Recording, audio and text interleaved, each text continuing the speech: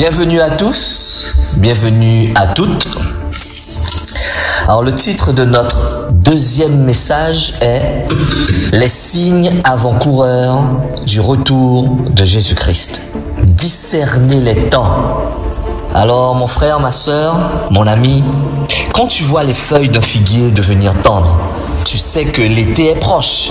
Jésus-Christ a dit, quand vous verrez ces choses arriver, levez la tête, car votre délivrance approche. Luc 21, versets 30 à 31. Nous vivons dans une génération hyper connectée, mais spirituellement déconnectée. Nous savons ce que dit la météo pour demain, mais ignorons ce que disent les cieux. L'objectif de ce deuxième message est de te montrer que les signes prophétiques ne sont pas à venir, elles sont déjà là. Te faire passer de la curiosité à la préparation, t'équiper pour vivre dans le discernement et non dans la panique. Luc 21, verset 28 dit « Quand ces choses commenceront à arriver, redressez-vous et levez la tête, parce que votre délivrance est proche. » Parlons des signes dans le ciel et sur la terre. Jésus a prophétisé des signes visibles. Luc 21, versets 25 à 26. Il y aura des signes dans le soleil, la lune et les étoiles, sur la terre, angoisse des nations, les hommes rendant l'âme de terreur. Dérèglement climatique pour commencer. L'année 2023 a battu tous les records de chaleur. L'Antarctique fond. Incendie de 2025 à Los Angeles. Ça a duré 21 jours. Il y a eu 30 morts. Feu en Grèce, au Canada, en Amazonie. Des forêts entières partent en fumée. Inondation en Libye, en Italie.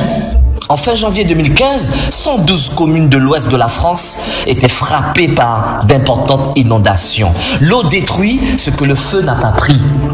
Il y a des phénomènes astronomiques. Lune de sang en série, 2014 à 2015.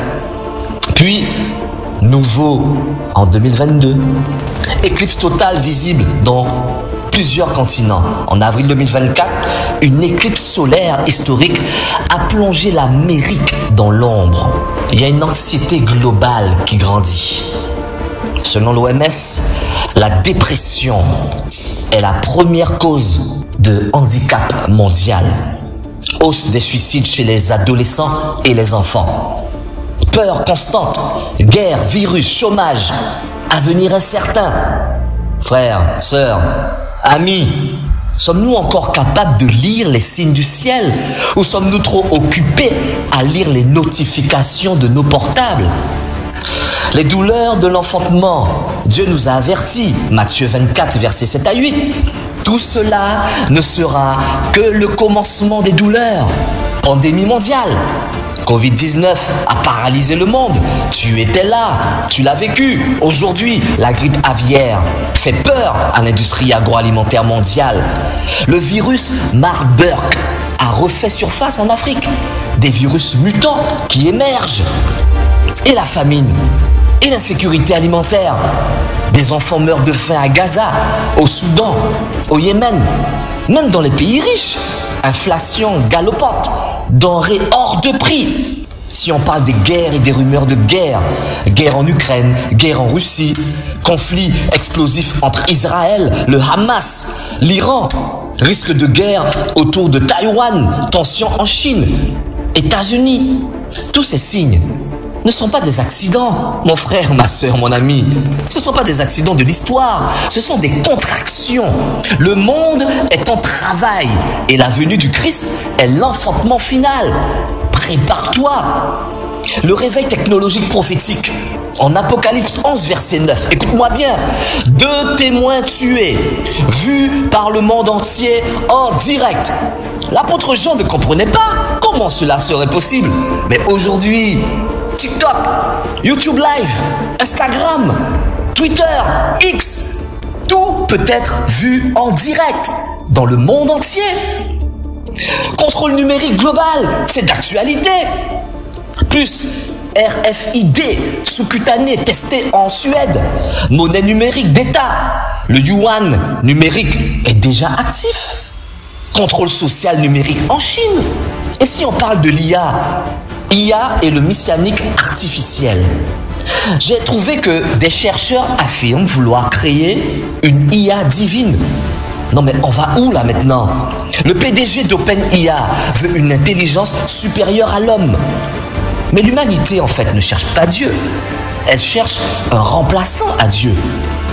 Je précise que la technologie n'est pas mauvaise, mais mal utilisée, elle prépare un trône pour l'Antichrist.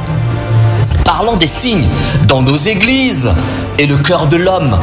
L'apostasie prophétique de Thessaloniciens 2, verset 3, que personne ne vous séduise. Il faut que l'apostasie soit arrivée auparavant. Abandon de la foi. De plus en plus de gens disent être des chrétiens, mais ils ne pratiquent pas. Comment est-ce possible? Donc, ce ne sont pas des disciples de Jésus-Christ. Des doctrines centrées sur la prospérité. Jésus-Christ est devenu une clé pour réussir au lieu d'être le chemin du salut. Le message sur la croix, la sainteté, le péché, ils sont absents. Chute des leaders spirituels, de plus en plus. Tu sais de quoi je parle? Des scandales sexuels, des scandales financiers, manipulation psychologique. Les leaders spirituels sont adorés plus que Dieu. Mon frère, ma soeur, mon ami, ce n'est pas l'église qui est persécutée aujourd'hui. C'est la vraie église qui est méprisée. L'amour se refroidit. Matthieu 24, verset 12 dit « L'amour du plus grand nombre se refroidira. » Divorce et séparation. Des divorces après 6 mois. Pour des raisons superficielles. Mariage fragile. Famille brisée. Enfants livrés à eux-mêmes. Et les familles sont désunies. Hausse des conflits parents et enfants violents. Enfants influencés par des contenus démoniaques. Les églises ne sont pas en reste. Elles sont en compétition l'une avec l'autre. Jalousie ministérielle, accusations sur les réseaux, division ridicule. L'ennemi ne combat même plus l'église, car elle se détruit elle-même. Frère, sœur, ami, est-ce que ton amour pour Dieu est plus fort qu'il y a 5 ans? Ou t'es-tu refroidi sans t'en rendre compte? Les faux serviteurs de Dieu et les faux messies. Car plusieurs viendront en mon nom disant « C'est moi ». Ils séduiront beaucoup. C'est écrit dans Matthieu 24, verset 5. Maintenant, les prophètes sont sur TikTok, sur YouTube. On prophétise comme on lance une vidéo. Moins de jeunes, plus de vues. L'évangile de la domination est en place maintenant. Je te donne des clés pour influencer, pour régner, pour dominer. Mais où est la croix? Où est l'humilité? Jésus a dit, ils séduiront beaucoup. Le plus grand danger aujourd'hui n'est même pas l'athéisme. C'est un christianisme corrompu, dilué, viral, mais vide. Frère, sœur, ami, un faux serviteur de Dieu ne se reconnaît pas à ses habits, mais à ses fruits. Vois-tu le fruit de l'esprit dans son quotidien? Pas seulement quand tu le vois à l'église, hein? Comment discerner les temps? Sois comme les fils d'Issachar. 1 Chronique 12, verset 12. Ils savaient discerner les temps et ce qu'Israël devait faire. Aujourd'hui, Dieu cherche des croyants lucides, pas des suiveurs. Lis l'actualité avec ta Bible à la main. Exemple. Une guerre éclate. Ne vois pas justement la géopolitique. Demande Seigneur, qu'est-ce que tu dis?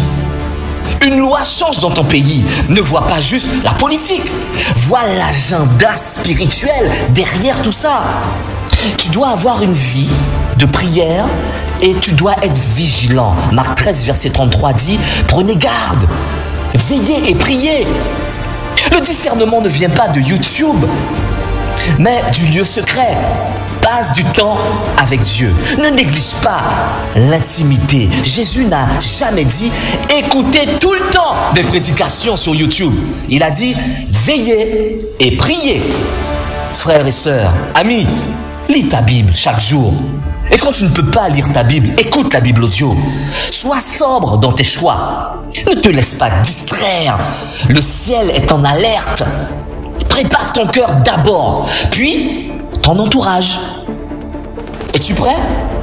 Es-tu prêt à rencontrer Jésus-Christ? À le voir face à face? Pas juste comprendre les temps, hein. Tu dois attendre son retour avec amour. Ta famille connaît-elle la vérité? Parles-tu du salut à tes proches? Pries-tu pour leur conversion? Dans ton église, dans ta communauté, sèmes-tu l'unité ou la division? Es-tu un instrument de réveil ou un agent de routine? Les signes sont clairs. Le ciel parle, la terre gémit et l'église dort. Mais toi, mon frère, ma soeur, mon ami, Dieu t'a réveillé aujourd'hui. Si ce message t'a parlé, ne reporte pas ta décision. Le Seigneur revient, il est à la porte et il cherche des cœurs prêts, pas des cœurs religieux. Ce n'est pas l'heure de paniquer, c'est l'heure de discerner. Je dois faire un appel au salut. Mais toi qui as déjà accepté Jésus-Christ, profite de cet appel pour renouveler ton alliance.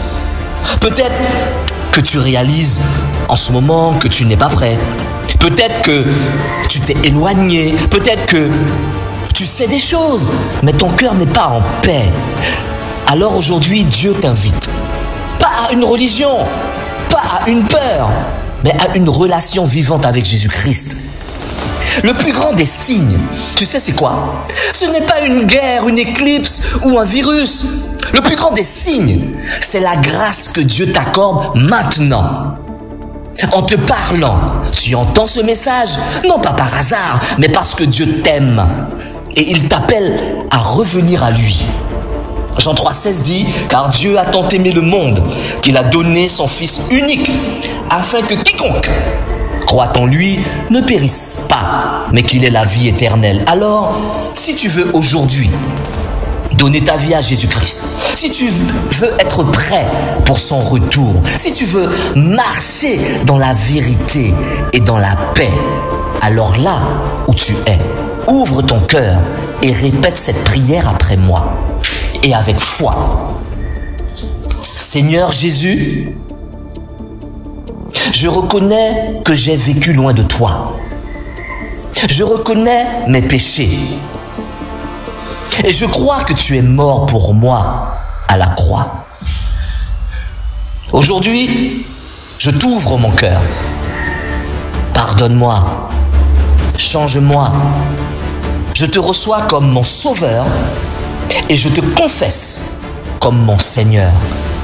Aide-moi à marcher avec toi jusqu'à ton retour. Au nom de Jésus-Christ. Amen. Si tu viens de faire cette prière avec sincérité, je veux te féliciter. Tu viens de faire le choix le plus important de ta vie. Donner ton cœur à Jésus-Christ. C'est le début d'un chemin nouveau et tu n'es pas seul. Je t'encourage à nous envoyer un message en privé. Je prendrai le temps de prier pour toi et de t'aider à te connecter à une église locale de là où tu es. On cherchera ensemble. Là où tu pourras être accompagné, encouragé et grandir dans la foi. La foi n'est pas une émotion. C'est une décision. Et c'est ce que tu viens de faire. Tu as pris une décision. Et chaque pas compte. Je te donne rendez-vous pour la vidéo numéro 3. Écoute la Bible audio.